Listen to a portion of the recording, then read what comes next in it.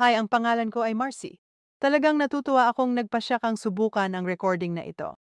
Nais ko na sa halip na ito ay one-sided recording bagaman. Maari tayong umupo ng magkasama sa isang tasa ng kape at maaari mong sabihin sa akin ang iyong kwento.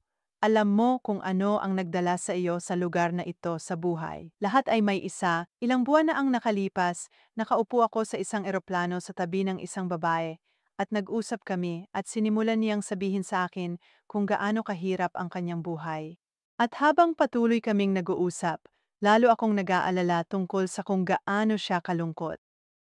Kaya tinanong ko siya kung nagbasa na ba siya ng Biblia. At mabuti ipinaalam niya kaagad sa akin na hindi siya interesado sa relihiyon.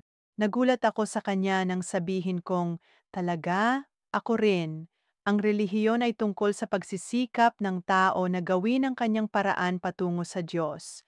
Hindi iyon gusto ng Diyos ng Biblia at tiyak na ayaw ko rin. Hindi ang tinutukoy ko ay isang relasyon. Pero teka, nauuna na ako ngayon. Mas mabuting magsimula ako sa simula sa pamamagitan ng pagtatanong sa iyo ng isang bagay. Kumuha ka na ba ng Biblia at ipinakita sa iyo kung paano mo tiyak na mapupunta ka sa langit kapag namatay ka? Kung hindi, gusto kong gumugol ng ilang minuto kasama ka at gawin iyon. Maaari ko bang simulan sa pamamagitan ng pagtatanong sa iyo ng isa pang tanong? Kung namatay ka ngayong gabi at tumayo ka sa harapan ng Diyos at tinanong ka niya, bakit ko kayo papasukin sa langit? Ano sasabihin mo? Tingnan mo, wala nang mas mahalagang bagay na dapat malaman kaysa sa kung saan ka mananatili sa kawalang hanggan. Hindi mo maaring tawagan ng isang kaibigan para sa sagot na yon. Kapag namatay ka, huli na para malaman mo. Kaya kung hindi ka tututol, gusto kong sagutin ang pinakamahalagang tanong na iyon sa pamamagitan ng paggamit ng booklet na tinatawag na May I Ask You a Question? Ito ay mula sa isang ebanghelista na nagngangalang Larry Moyer na may ministeryo na tinatawag na Evantel. Nalaman ko na talagang madali itong sundin dahil mayroon itong 4 na simpleng punto, 4 na ilustrasyon at 4 na talata mula sa Biblia. Tinatawag niya itong mabuting balita na masamang balita dahil may mabuting balita at masamang balita ang Biblia. Ang masamang balita ay tungkol sa iyo at ang mabuting balita ay tungkol sa Diyos. At dahil walang may gusto ng masamang balita, sisimulan muna natin yon at pagkatapos ay magtatapos tayo sa mabuting balita. Kaya ang masamang balita bilang isa ay lahat tayo ay makasalanan. Sinasabi ito ng Biblia sa Roma 3:23. Sinasabi nito sapagkat ang lahat ay nagkasala at hindi nakaabot sa kaluwalhatian ng Diyos. Ang ibig sabihin ng nagkasala ay nakaligtaan na natin ang marka. Kapag nagsisinungaling tayo o niloko o nagnakaw, nagchichismisan, well, you get the idea. Kapag gumagawa tayo ng masasamang bagay, nakakaligtaan natin ang perpektong pamantayang itinakda ng Diyos. Hayaan mong bigyan kita ng isang ilustrasyon. Sabihin na nating ikaw at ako ay nagsama-sama at nagpasyang magkaroon sa lahat ng bagay isang paligsahan sa paghagis ng bato. Okay, alam ko na hindi ito isang bagay na gagawin naming mga babae kung magkakasama kami, ngunit hayaan na lang natin ito para sa ilustrasyon. Kaya't pareho kaming nakahanap ng mga bato, at nagpasya kami na titingnan namin kung sino ang maaaring maghagis ng kanilang bato hanggang sa North Pole. Ngayon, maaari mong itapon ito ng mas malayo kaysa sa akin, ngunit masisiguro kong wala ni isa sa atin ang lalapit sa pagtama sa North Pole. Pareho tayong mamimiss ng marka. Sa parehong nabaransang isang tao ay maaring magkasala ng mas mababa kaysa sa iba, ngunit lahat tayo ay mawawala ng marka ng perpektong pamantayan ng Diyos. Ngayon sa kasamaang palad, ang masamang balita ay lumalala, ngunit manatili pa rin sa akin. Ang masamang balita bilang dalawa ay ang parusa ng kasalanan ay kamatayan. Ang unang kalahati ng Roma 1:23 ay nagsasabing, sapagkat ang kabayaran ng kasalanan ay kamatayan. Ngayon, alam na nating lahat kung ano ang sahod. Kung pupunta ka sa iyong trabaho at magtrabaho ka, inaasahan mong makakuha ng sweldo o sahod para sa iyong ginawa. Tama ba? Kung hindi mo ginawa, sigurado akong hindi ka nababalik. Ang sahod mo, kung tutuusin, ang kinita mo sa trabahong iyon na iyong ginawa. Kaya sinasabing Roma 6:23 na tayo ay kumikita ng kamatayan para sa ating kasalanan. Ngayon, ang kamatayan na tinutukoy nito, hindi ito pisikal na kamatayan.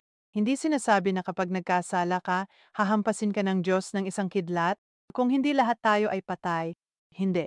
Lahat tayo kuwari mamamatay sa pisikal na kamatayan balang araw, ngunit pagkatapos ay mapupunta ka sa langit o impyerno sa buong kawalang hanggan. Ang langit ay ang kahangahangang lugar na ito na inilalarawan ng Biblia kung saan wala ng pagdurusa o kasalanan at kung saan tayo ay nasa presensya ng Diyos magpakailanman. Ang impyerno sa kabilang banda ay isang kakilakilabot na lugar ng pagdurusa kung saan ang mga naninirahan ay hiwalay magpakailanman sa Diyos. Ang problema ay dahil lahat tayo ay makasalanan at hinihingi ng Diyos ang hustisya para sa kasalanan, hindi natin kayang ayusin ang problema natin sa kasalanan at lumapit sa Diyos ng mag-isa. Ngunit dito magsisimula ang mabuting balita. Nakikita mo dahil walang paraan para makalapit tayo sa Diyos, ang Diyos ay dumating sa atin na nagdadala sa atin sa mabuting balita. Good news number 1 ay namatay si Kristo para sa iyo. Sinasabi sa Roma 5:8, ngunit ipinakikita ng Diyos ang kanyang sariling pag-ibig sa atin sa ganito. Noong tayo'y mga makasalanan pa, si Kristo ay namatay para sa atin. Hayaan mong bigyan kita ng isang ilustrasyon. Ipagpalagay na nasa ospital ka at namamatay sa cancer. Paano kung medikal na posible na ilipat ang lahat ng mga selula ng cancer mula sa iyong katawan patungo sa ibang tao? Ang kailangan mo lang noon ay isang taong handang mamatay sa lugar mo. Paano kung pumunta ako sa iyo at sinabing, gawin natin ito? At inilipat ng mga doktor ang lahat ng iyong masamang selula ng cancer sa aking katawan at lahat ng aking mabubuting selula sa iyong katawan? Ano ang mangyayari sa iyo? Mabuhay ka sana. Ngunit ano ang mangyayari sa akin? Mamamatay na sana ako. Sinasabi sa atin ng Biblia na si Jesus na sariling anak ng Diyos ay piniling pumarito sa lupa bilang isang sanggol na ipinanganak ni Birheng Maria na naglihi sa pamamagitan ng banal na espiritu. Lumaki si Jesus tulad ng ibang batang lalaki, ngunit walang kasalanan. Diyos sa katawang tao. Pagkatapos, bilang isang may sapat na gulang sa loob ng 3 taon, tinuruan niya ang mga tao tungkol sa Diyos at nagsagawa ng lahat ng uri ng mga himala na nagpapakita ng kanyang kapangyarihan, lahat ng hindi nagkasala. Pagkatapos ay pinahintulutan niya ang kanyang sarili na ipako sa krus bilang perpektong sakripisyo para sa ating mga kasalanan. Hindi siya karapat-dapat na mamatay sa ating lugar, ngunit dahil mahal na mahal niya tayo, gusto niyang kunin sa kanyang sarili ang kaparusahan ng Diyos para sa kasalanan upang tayo ay maligtas mula sa puot ng Diyos. At dahil siya ang tanging taong walang kasalanan kailanman, siya lamang ang perpektong sakripisyo na tatanggapin ng Diyos. Ang katarungan ng Diyos ay naihatid sa pamamagitan ng dugo ni Jesus na ibinuhos para sa atin sa krus. Ngayon, gusto kong ipahiwatig na ginawa ito ni Jesus para sa atin noong tayo ay makasalanan pa. Iniisip ng ilang tao, bueno, alam mo, lilinisin ko ang aking kilos bago ako lumapit sa Diyos. Hindi. Hindi mo kailanman malilinis ang iyong kilos. Palagi kang hindi makaabot sa perpektong pamantayan ng Diyos at makakamit ang kabayaran ng kamatayan para sa iyong kasalanan. Kaya nga si Jesus ay namatay para sa atin nung tayo ay makasalanan pa. Ang utanging pag-asa natin ay nasa dugo ni Jesus na ibinuhos para sa ating mga kasalanan.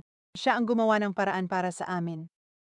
Kaya maaari mong itanong, bueno, paano natin malalaman na si Jesus ay talagang Diyos kung siya ay namatay? 3 araw pagkatapos mamatay si Jesus, siya ay bumangon mula sa mga patay at nakita ng maraming tao bago bumalik sa kanyang Ama sa langit, na nagpapatunay na natalo niya ang kamatayan at kasalanan. Ang Diyos lamang ang maaaring bumangon mula sa mga patay. Okay, kaya kung paano lumala ang masamang balita, ang mabuting balita ay nagiging mas mahusay. Good news number 2 ay na maaari kang maligtas sa pamamagitan ng pananampalataya. Sinasabi sa Efeso 2:8-9, sapagkat sa biyaya kayo'y naligtas sa pamamagitan ng pananampalataya, at ito'y hindi sa inyong sarili. Ito'y kaloob ng Diyos, hindi sa mga gawa, upang ang sinuman ay huwag magmapuri. Alam kong marami sa talatang iyon, kaya hayaan ko na lang na i-break ito ng kaunti para sa iyo. Una sa lahat, ang salitang biyaya mayroon itong dalawang bahagi. Ibig sabihin, hindi mo nakukuha ang nararapat para sa iyong kasalanan. Alam mo yung sahod na sinabi ko kanina? Walang hanggang kamatayan. Sa halip, binigyan ka ng isang bagay na talagang dakila, kaligtasan, na tinatawag ding buhay na walang hanggan. Kaya muli sinasabi ng talata, sapagkat sa biyaya ay naligtas ka sa pamamagitan ng pananampalataya. Well, ano ang pananampalataya? Ang pananampalataya ay simpleng pagtitiwala.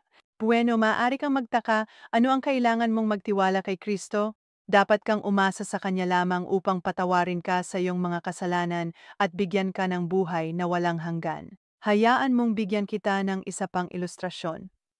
Kapag umupo ka sa isang upuan, paano mo ito gagawin? Itinataguyod mo ba ang iyong sarili habang nakaupo ka upang suportahan ang iyong sarili kung sakaling hindi sapat ang lakas ng upuan para hawakan ka?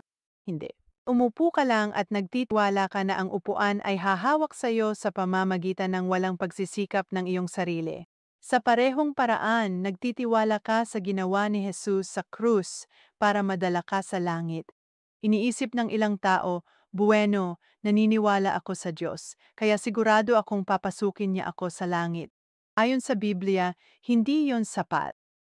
Sinabi ni Jesus sa Juan 4:6, Ako ang daan, ang katotohanan at ang buhay. Walang taong makaparoroon sa Ama kundi sa pamamagitan ko. Alam ko na mukhang hindi mapagparaya at makitid ang isip, ngunit alam mo, sa totoo lang, hindi natin nagagawa ang mga patakaran. Ginagawa ng Diyos. Si Jesus ay hindi lamang isang mabuting tao o isang propeta. Siya ay anak ng Diyos at ang tanging daan patungo sa Ama ay sa pamamagitan ng anak. Kung hindi, pananagutan mong pagbayaran ang sarili mong mga kasalanan. Ngayon, pagbalik sa talatang Efeso 2:9, ito ay nagsasabing, sapagkat sa biyaya kayo'y naligtas, sa pamamagitan ng pananampalataya, at hindi sa inyong sarili.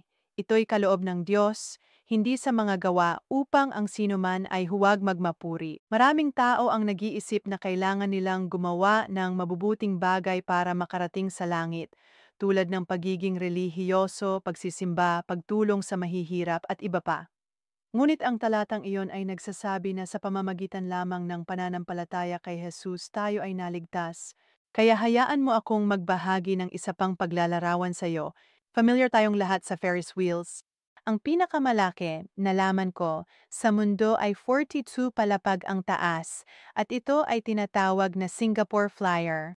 Hindayong sabihin nating sakay ka. Ano ang gagawin mo? Papasok ka lang, nagtitiwala na dadalhin ka nito pataas at paikot-ikot. Pero paano kung may magdesisyon? Well, napakadali lang niyan.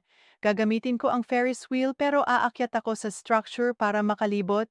Iyon ay magiging katawa-tawa, ngunit ito ay isang magandang larawan kung paano tinitingnan ng ilan ang kaligtasan. Sabi nila, alam kong kailangan ko si Kristo para sa kaligtasan, ngunit kailangan kong idagdag sa gawaing ginawa ni Jesus sa krus kasama ang aking mabubuting gawa.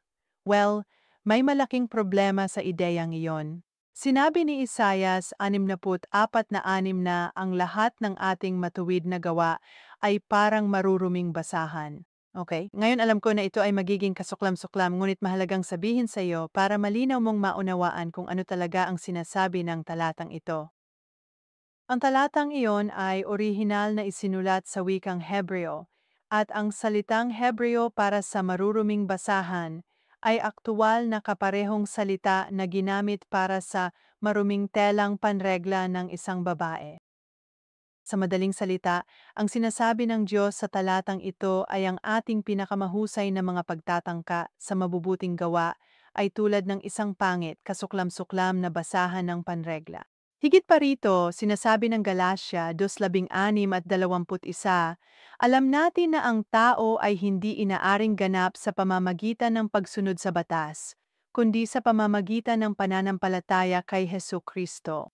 Hindi ko isinasantabi ang biyaya ng Diyos sapagkat kung makakamit ang katuwiran sa pamamagitan ng kautusan, si Kristo ay namatay ng walang kabuluhan. Sinasabi rin ng Biblia, maniwala ka sa pangalan ng Panginoong Hesukristo at maliligtas ka.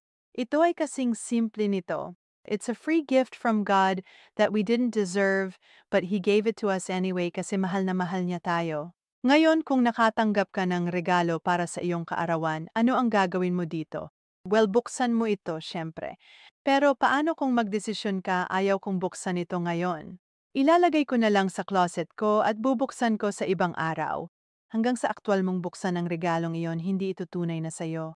Ito ay ganap na walang halaga sa iyo sa iyong aparador. Sa parehong paraan, ang kaloob ng kaligtasan ng Diyos sa pamamagitan ni Hesukristo, ito ay magagamit ng lahat. Ngunit maliban kung ikaw mismo ang gumawa ng desisyon para sa iyong sarili na magtiwala sa dugo ni Jesus, na ibinuhos para sa iyong mga kasalanan, ang regalo ay walang silbi sa iyo. Kaya gusto kong magtanong sa iyo ng isang napakahalagang tanong. Mayroon bang pumipigil sa iyo na magtiwala kay Kristo ngayon? Pag-isipang mabuti. Mayroon bang pumipigil sa iyo na magtiwala kay Kristo ngayon? Dahil wala nang mas mahalaga pa kaysa sa iyong pangangailangang magtiwala kay Kristo. Kung hindi, gusto mo bang sabihin sa Diyos ngayon na nagtitiwala ka kay Heso Kristo bilang iyong tagapagligtas? Kung gagawin mo, bakit hindi manalangin kung nasaan ka man? Ang isang panalangin ay hindi makapagliligtas sa iyo ng higit pa kaysa sa pagpunta sa simbahan o anumang iba pang gawain. Hindi ito ang mga salita. Kita mo, ito ang nasa puso mo at sinasabi mo lang ito sa Diyos sa pamamagitan ng panalangin. Kung gusto mo, maaari ba mong ulitin pagkatapos ko?